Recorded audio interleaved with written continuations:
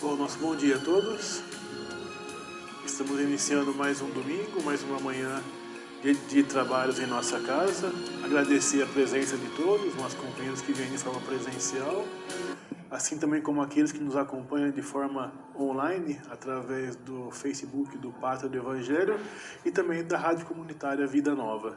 E lembrando que depois as nossas exposições elas são salvas e podem ser assistidas a qualquer tempo através do YouTube. É só colocar lá Centro Espírita Pátria do Evangelho. Os nossos trabalhos acontecem de forma presenciais aos domingos às 9 horas da manhã, com a palestra e depois os passes. Às segundas-feiras, às 10 para as 8 da noite, também com exposição e depois passes presenciais. E às quintas-feiras, através do plantão de passes e o bazar permanente às 2 horas da tarde. E depois de forma online, às quartas e quintas-feiras, às 8 horas da noite. Quem tiver interesse é só deixar um telefone com um número de WhatsApp, que a gente inclui no grupo e depois no dia manda a sala para poder participar das reuniões. Então hoje a gente, dando continuidade nos estudos, a gente vai falar um pouquinho sobre o capítulo 9 do livro 3, entre as questões 806 a 808, que fala sobre da lei da igualdade, igualdade moral e desigualdade de aptidões. Mas antes da gente iniciar a exposição dessa manhã, eu convidaria todos para que nesse momento possamos elevar o nosso pensamento, buscando alcançar Deus, nosso Pai, a Jesus, nosso Mestre, e agradecidos que somos por mais essa oportunidade que temos nessa manhã, de estudar um pouquinho os seus ensinamentos, agradecer a espiritualidade que com certeza há tanto preparou esse ambiente, para que quando a gente aqui chegasse, já pudéssemos ser envolvidos nos seus fluidos, nessa sua energia, e que essa mesma energia possa nos fazer compreender melhor a lição dessa manhã. Mestre Jesus, crentes na vossa presença, pedimos a vossa permissão para iniciarmos os estudos dessa manhã. Sê conosco. E que assim seja. Então, como dito, hoje a gente vai estudar um pouquinho das questões de 806 a 809, na verdade, não é 808 do Livro dos Espíritos. A primeira pergunta que Kardec faz, falando sobre desigualdades sociais, é lei da natureza a desigualdade das condições sociais? Então isso que a gente visualiza hoje no nosso dia a dia, essa desigualdade, as desigualdades sociais, de riqueza, de grau de elevação do ponto de vista material, de quem tem mais, de quem tem menos, mais estudos, menos estudos, mais acesso, menos acessos. É uma lei da natureza, uma lei de Deus? E a resposta é clara, não. É obra do homem e não de Deus. E depois tem uma subpergunta. Algum dia essa desigualdade ela desaparecerá? Eternas somente as leis de Deus o são. Não vês que dia da dia ela gradualmente se apaga? Desaparecerá quando o egoísmo e o orgulho deixarem de predominar. Restará apenas a desigualdade do merecimento. Dia virá em que os membros da grande família dos filhos de Deus deixarão de considerar-se como de sangue mais ou menos puro. Só o espírito é mais ou menos puro, e isso não depende da posição social. As posições sociais, aquilo que a gente passa hoje, aquilo que a gente vivencia hoje, do ponto de vista material, como ela não é imortal, como ela não é uma lei da natureza, então ela é uma lei passageira, é algo passageiro, é algo temporário. E ela tem origem justamente de acordo com as posições sociais com que cada um atinge dentro daquela prova que precisa passar, dentro daquela expiação que precisa passar. Mas ela é uma criação humana, ela é uma criação do homem. E como dito aqui, conforme o homem vai evoluindo, essas desigualdades elas tendem a diminuir. Por quê? Porque quem tem mais ajuda quem tem menos. Isso seria o normal. Se a gente pegar o nosso mundo hoje, não é bem assim que funciona, né? A gente vê uma grande concentração, e daí falando de riqueza na mão de poucos, né? E uma grande massa sem acesso ao básico, né? Sem acesso à alimentação, sem acesso à educação, à moradia, à saúde, a roupas, em alguns casos, né? Passando frio, alguns morrendo, inclusive, de frio, né? Mas é através, né, da nossa evolução que essas desigualdades materiais elas tendem a desaparecer. Através da reencarnação, então, as desigualdades são vistas como oportunidade de aprendizado e evolução para todos, onde uns experimentam a riqueza e outros a pobreza, com o objetivo de desenvolver virtudes como a caridade e a resignação. Né? E aqui é sempre bom lembrar que não é porque existe essa desigualdade, né, e que o homem utiliza dela, o espírito utiliza dela para passar pelas suas provações, né, que aquele que tem mais não pode ou não precisa ajudar aquele que tem menos, né, porque ele pode pensar assim, se é uma provação para aquele espírito, que ele veio naquela situação de carência, naquela situação de necessidade, é porque ele precisa passar por aquela prova, então eu não vou ajudá-lo, né? A gente não sabe qual que é a prova de cada um, qual que é a expiação, até onde ela vai, até onde vai o sofrimento, até onde vai a perda, até onde vai a falta, né? Então o nosso papel, né, como ser humano, como espírita, é sempre de ajudar o próximo, né? Então, a gente percebe que essas desigualdades, elas são pura e simplesmente condições que nós mesmos colocamos dentro da nossa sociedade, né? Ainda porque acreditamos, né, por merecimento às vezes, porque tive a sorte de nascer naquela família, tive a sorte das minhas coisas darem certo, tive a sorte de arrumar emprego, né? Ao passo que a gente começar a parar para pensar e enxergar a vida do ponto de vista espiritual, nós vamos ver que voltamos todos para o mesmo lugar, né? E daí essa aqui é uma vida passageira que a gente poderia sim utilizar dessa vida para poder ajudar o próximo. A posição social e a autoridade sobre os outros também são provações, pois trazem grandes responsabilidades. O uso correto da riqueza e do poder é crucial para o progresso espiritual. Então, se hoje eu vim na situação que eu estou, né, ou como chefe, ou como empregado, ou como político, ou como responsável, às vezes, por uma sociedade, responsável, às vezes, por uma casa de oração, é porque ali eu preciso realizar o meu trabalho, é porque ali eu tenho uma missão a cumprir, é porque ali eu tenho uma prova a passar, né? Conforme eu vou passando por essas provas, eu vou diminuindo os meus erros e vou aumentando os meus acertos, ou não, né? Ou posso ir criando mais dívidas, posso ir criando mais débitos, né? Então eu tenho a minha prova, eu tenho a minha vida, eu tenho aquilo que eu planejei e eu posso não executar, né? Por isso que eu tenho um livre-arbítrio. Então, se eu executo de forma satisfatória, eu passei por aquela prova. Se eu não executo, depois eu tenho que voltar e passar novamente, né? Então, o uso dessa riqueza e o uso desse poder,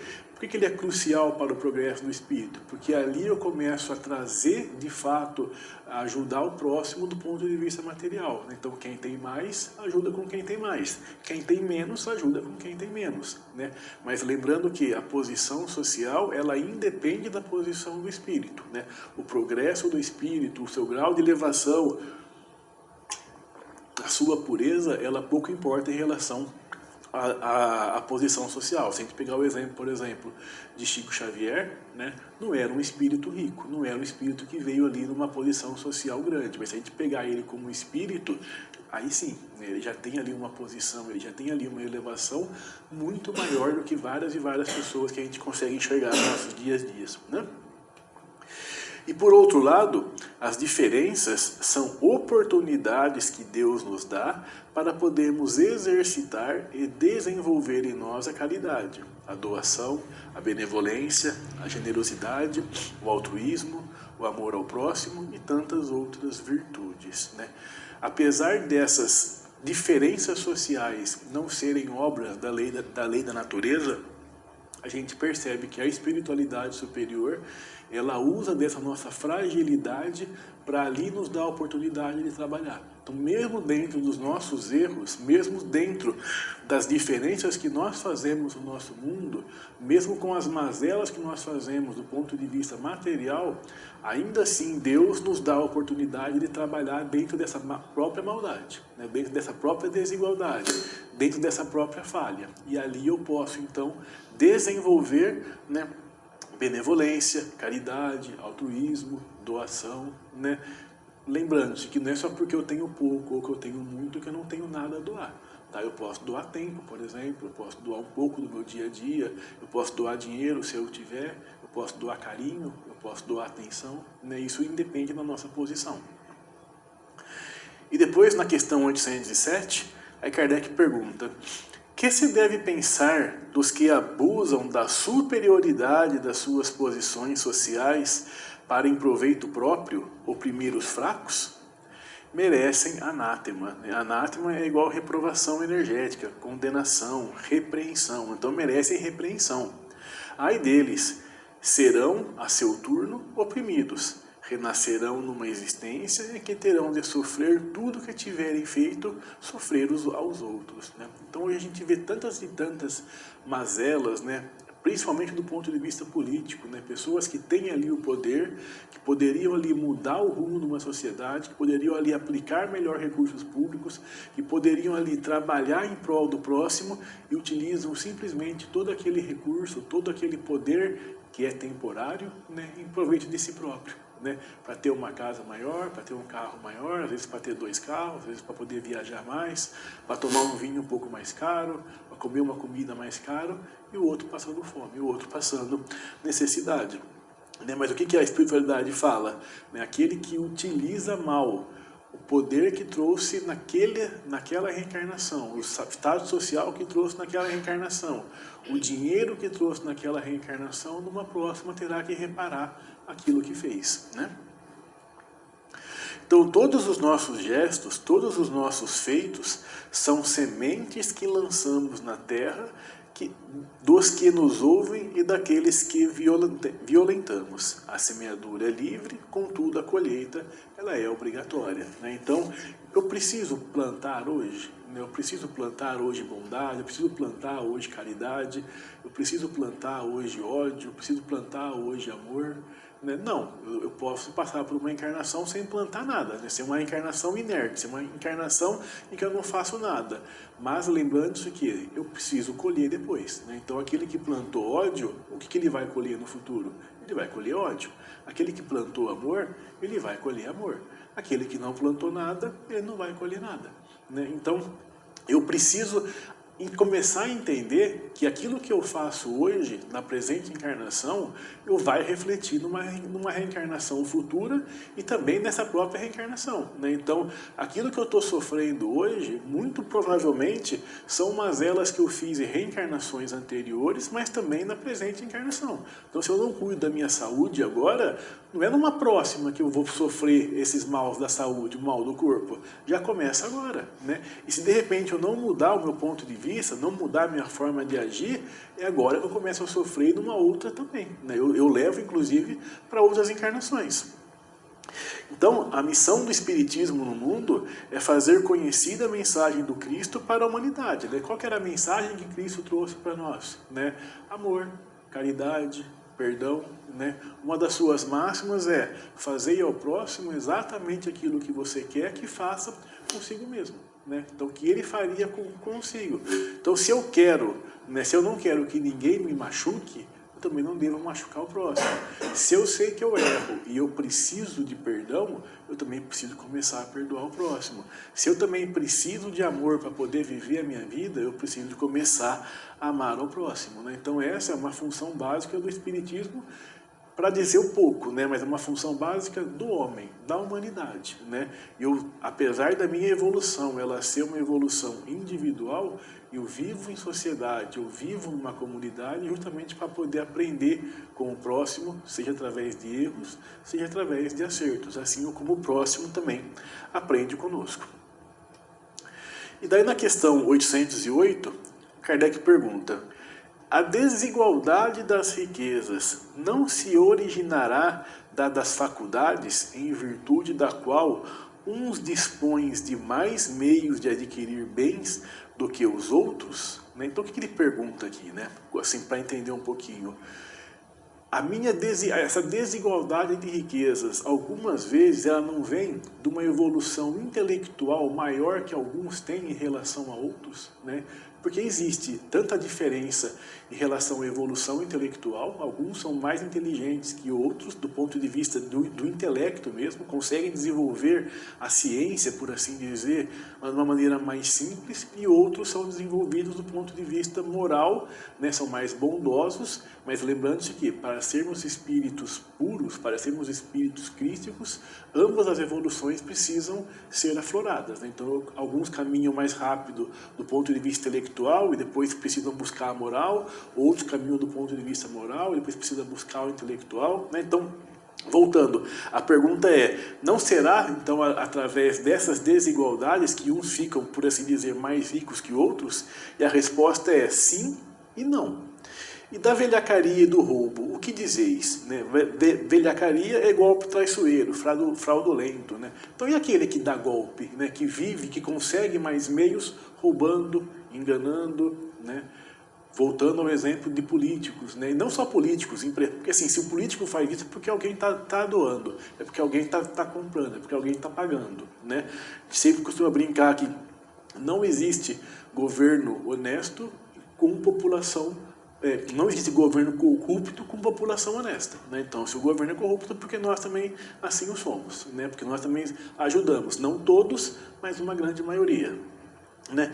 Então, o que dizer disso? Né? Então, alguns sim, vão atrás e conseguem mais meios materiais porque trabalham, porque não enganam ninguém, porque conseguem ali, e muito provavelmente, né, porque está naquele planejamento, obter aquelas matérias, principalmente para poder ajudar o próximo, e outros não, que é simplesmente através de roubo, de enganações. Né? Daí tem uma subpergunta que Kardec faz. Mas a riqueza herdada, né? Então aquele que nasce já num berço que possui riqueza, essa não é fruto de paixões más. E daí vem a resposta. Que sabes a esse respeito? Busca a fonte de tal riqueza e verás que nem sempre é pura. Sabes, porventura, se não se originou de uma expoliação ou de uma injustiça? Mesmo, porém, sem falar da origem, que pode ser má, acreditas que a cobiça da riqueza, ainda quando bem adquirida, os desejos secretos de possuí-la o mais depressa possível, sejam sentimentos louváveis? Isso que Deus julga, eu te asseguro que o seu juízo é mais severo que o dos homens. Né? Então, qual que é a origem daquilo? Né? Qual que é a origem daquela riqueza? E o mais importante é, qual que é o valor que eu dou para aquilo? Né? Qual que é o real interesse que eu tenho? Né? O porquê que eu preciso? O porquê que eu preciso de mais? Né? O porquê que eu preciso ter cada vez mais? Né? Se é para ajudar o próximo, talvez ali tenha uma situação, talvez ali tenha um final bom. Né? Se é simplesmente para ter um pouco mais de conforto, né? E daí a qualquer preço, né? Lembrando-se que não é errado eu trabalhar para poder ter uma vida melhor. O errado é eu trabalhar e querer ter essa vida melhor a qualquer preço. Né? Eu simplesmente focar única e exclusivamente nos bens materiais. Né? A gente vem sem nada e volta sem nada. Me passa toda uma existência brigando por aquilo que eu não trouxe e por aquilo que eu não vou levar quando partir. Né? Então, todos os nossos gestos, todos os nossos feitos são sementes que lançamos na terra dos que nos ouvem e daqueles que violentamos. A semeadura é livre, como já dissemos, contudo a colheita ela é sempre obrigatória. Né? Então os homens precisam, e muito, de que se eduquem no campo da honestidade. A falta dela é que os leva aos distúrbios morais, principalmente os que dirigem os povos. Eles brincam com os destinos dos homens, mas a reencarnação os conduz para lugares bem piores, e os que sofrem com a sua desonestidade, onde se vêem prantos e ranger de dentes. Né?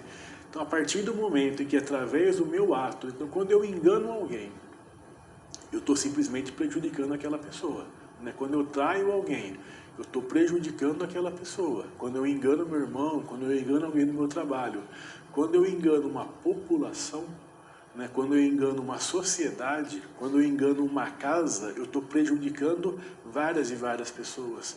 E todos aqueles que forem prejudicados, eu tenho uma dívida com cada um deles. Então, a partir do momento em que aquele dinheiro que ia para a saúde, ele é desviado para o meu bolso, todas aquelas pessoas que não terão acesso a remédios, a médico, a tratamento, aquelas pessoas, eu estou criando um débito para com elas. E eu preciso depois responder esses débitos para com eles, né? Então, se todos começassem a estudar, não precisa ser espírita, mas começasse a estudar a doutrina e entender que a partir do momento que eu estou plantando agora e eu vou colher depois, com certeza, né, alguns mudariam o seu modo de pensar. Alguns ali entenderiam que, pô, eu estou plantando muita dívida, né? Eu estou plantando ali algo que talvez vai demorar muito tempo para eu pagar, né? E daí o meu sofrimento vai ser grande. Por quê? Porque eu vou tentar cada vez mais ter aquilo, né? E daí em outras encarnações pode ser que o básico também me falte, né? Como eu tirei o básico de alguém, pode ser que numa próxima o básico também venha a faltar para mim. Lucas, né, em seus apontamentos, no capítulo 11, no versículo 11, ele pressiona a seguinte lição: qual dentre vós é o pai que, se o filho lhe pedir um peixe, lhe dará um lugar de peixe, uma cobra, né? E é isso que a gente faz hoje, né? Então, quando a gente tem esse poder, né, o filho pede peixe, a gente dá uma cobra para ele, né? Aqui do ponto de vista figurado, né? Alguém pede alimento e eu simplesmente viro as costas, né? E muitas vezes aquele ato que eu cometi no passado é que tirou o alimento daquela pessoa, né? Então comecemos a olhar um pouco mais os nossos atos dentro da nossa sociedade. Se os filhos de uma nação bem estruturada pedem um governo pelas suas ações ante seus compromissos como cidadãos, alimento, teto e toda a ordem de melhoramento, alimento moral em todas as suas circunstâncias, esse pai que se afigura como o governo dessa nação não fará outra coisa a não ser oferecer-lhes o melhor ambiente de paz com tudo o que de que precisam, né? Então, a partir do momento que eu começo de fato a usar todos os meus recursos para ajudar o próximo, né, principalmente aqui falando do ponto de vista social, eu começo a ter uma sociedade um pouco mais igualitária, né, onde o básico, pelo menos, todos teriam acesso. Então, a desigualdade é, pois, uma doença crônica, que um conjunto de conceitos conhecidos como Evangelho age como medicamento curativo para todos esses males, na medida que fosse vivido, né? Então, Jesus veio há mais ou menos 2000 anos atrás, passou por uma experiência material, trouxe ali ensinamentos, trouxe ali verdades, viveu esses ensinamentos, viveu essas verdades, e passados mais de 2000 anos eu ainda tenho medo, né, de seguir aqueles ensinamentos e muitas vezes preguiça de seguir aquela forma de viver, preguiça de seguir o exemplo que Jesus nos deu. E a última pergunta dessa manhã, 809. Aos que mais tarde herdam sua riqueza inicialmente mal adquirida, alguma responsabilidade cabe por esse fato? Então eu nasci ali numa família que aqueles bens vieram de uma maneira injusta, vieram ali de uma maneira imoral, ou às vezes ilegal até. Eu que nasci ali, tenho alguma responsabilidade com aquilo? É fora de dúvida que não são responsáveis pelo mal que outros hajam feito, sobretudo se o ignoram, como é possível que aconteça.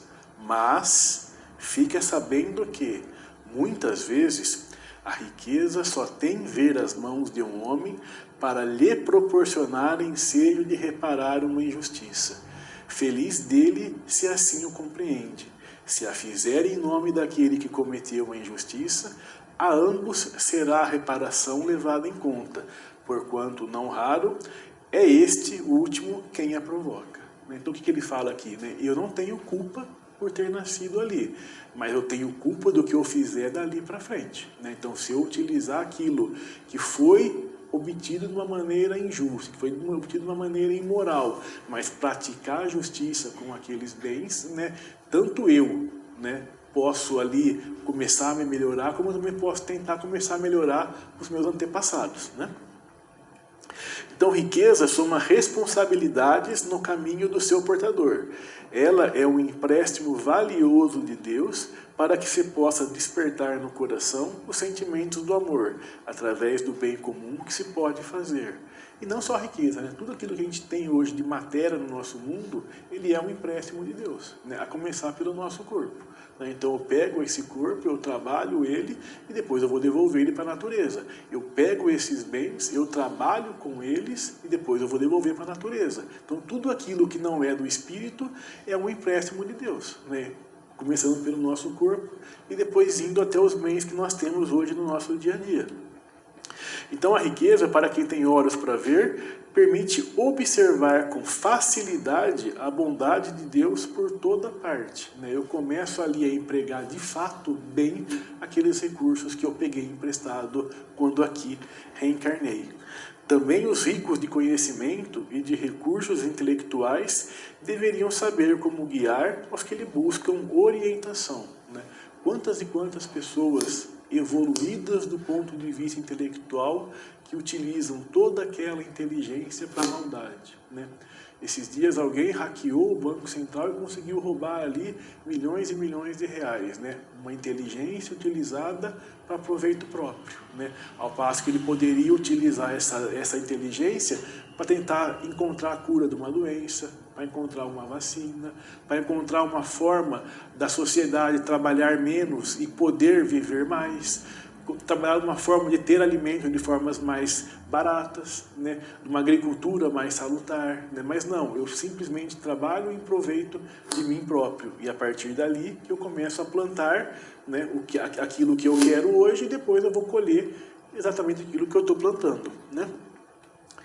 Então, se a herança partiu de uma fonte injusta, pode-se transformá-la em ouro de luz, que ilumina os próprios pervertidos para, no amanhã, corrigirem seus deslizes, né? Não é porque eu não é porque eu peguei algo que seja injusto que eu não posso dali trazer bondade.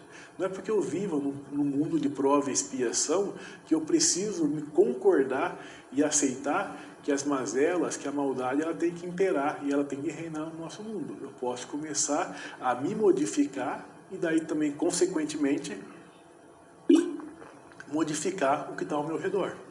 Então não é porque eu estou hoje num mundo de prova e expiação que eu preciso viver como de fato como prova e expiação, mas eu posso já começar a implantar de fato esses preceitos, esses conhecimentos, essa forma como Jesus exemplificou a sua vida. Então era isso que a gente tinha para passar essa manhã e depois, uma outra oportunidade, nós vamos finalizar essa segunda parte sobre desigualdades sociais, né? Então agradecemos a presença de todos, nossos amigos também internautas e aqueles que estão aqui presencialmente. A gente convida agora para a segunda parte, que são os passes presenciais, e depois a gente volta para o salão para fazer a prece de encerramento.